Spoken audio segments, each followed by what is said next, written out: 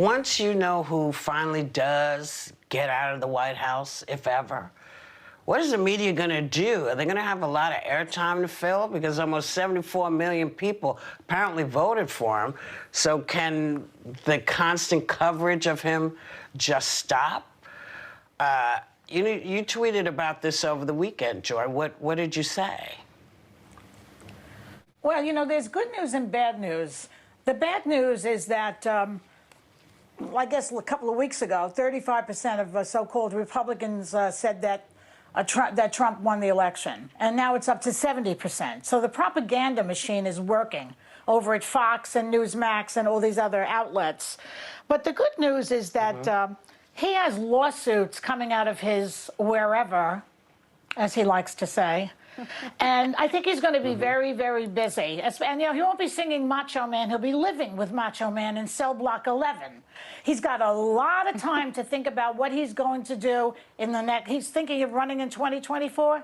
Nah, it depends. Does his vindictiveness and his ambition outweigh his laziness and his desire to golf? These are the questions that we'll be faced with, fortunately, in 2021, when he is gone.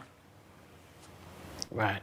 Is this the right move? What are your thoughts on this, Sonny? Do you think that's correct? Well, I think Trumpism is here to stay, quite frankly. Like you said, Whoopi and Joy, over 70 million people voted for him, in spite of the fact that they knew that he was racist and misogynist, transphobic, homophobic, and so they voted for him anyway. And it just seems to me that people's hearts and minds don't change that quickly. And if we stop talking about President Trump, then, you know, I'm always fearful that past becomes prologue, right? When you forget about the past, it can happen again and again and again. And I do think that we're seeing someone that is trying to avenge you know, Joe Biden's election, someone who is a bankrupt when it comes to morality.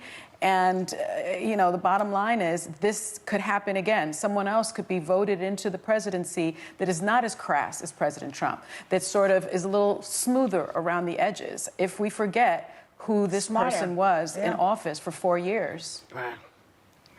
What do you think, Anna? Look, what Joy tweeted over the weekend was that we should stop following him.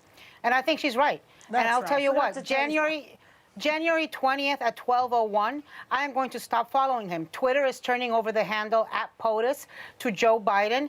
And I agree with Joy. I think we should all stop following him because at that point, the things he tweets out are no longer presidential statements. It's just an old windbag loser tweeting out whatever, you know, stream of consciousness he has. And look, Thanksgiving is coming.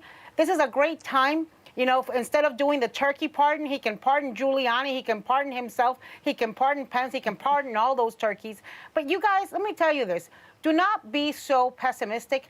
America is the strongest country in the world. And come January 20th, Joe Biden is going to swear in. No matter what desperate attempts there are, Joe Biden is president-elect, and he will be sworn in January 20th, and I will stop following Donald Trump, period.